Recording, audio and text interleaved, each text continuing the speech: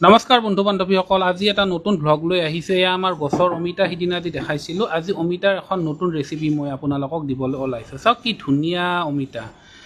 তলৰ দুটা ভগৱানৰ কাৰণে দিম বুলি ভাবিছিলোঁ, গোটেইবিলাক পুৰত হৈ গৈছে। এয়া চাওক পকিছে আৰু এইবিলাক পুৰত। এই পুৰত অমিতা বাছি বাছি মই 3টা ছিঙি আনিলোঁ।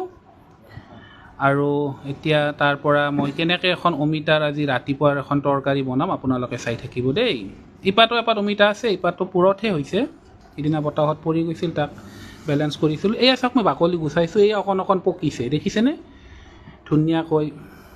এয়া আমাৰ সন্মুখ ভাগত অকণমান আপোনালোকক দেখুৱালোঁ। এয়া অমিতাখিনি ধুনীয়াকৈ বাকলি গুচাই হৈ গ'ল। আৰু তাৰপিছত এয়া আপোনালোকে এটা বস্তু লক্ষ্য কৰিছেনে, এইটো হ'ল বজাৰৰ পৰাই যে আমাৰ চিডলেছ অমিতা, গুটি নোহোৱা অমিতা, ৰঙা পৰি থাকে, সেই অমিতাটো মই নিৰ্বাচন কৰিছিলোঁ। ইমান ধুনীয়াকৈ গোটেইখিনি অমিতা কাটি পেলালোঁ, গুটি মাত্ৰ ওলাইছে 1টা 2টা। এইখিনি ওপৰৰ পৰা ৰঙা পৰি আহে আৰু ঘৰত ৰাখি দিলে অমিতাটো পকি যায়। পকা অমিতা পিছত খুৱাম বাৰু আপোনালোকক। এতিয়া চাওক এনেকুৱা টুকুৰা কৰিছোঁ আৰু মোৰ সাৰথি একমাত্ৰ কটাৰীখন। ইমান যে ভাল লাগে কটাৰীখনেদি কাটি, আৰু বহুত ধাৰ আছে। আৰু অমিতাৰ বাকলিখিনি চাব, মই অমিতাৰ গুৰিতে পেলাই দিওঁ। তাৰ ফলত কি হয়, অমিতাই পুষ্টিকৰ খাদ্যখিনি অমিতাৰ পৰা অমিতাই খাদ্য পায়। আৰু ইয়াৰ ফাইনেল প্ৰডাক্ট ৰেডি। এতিয়া আমি ৰাতিপুৱাৰ ভাগত ভাত খাম আটাইয়ে মিলি।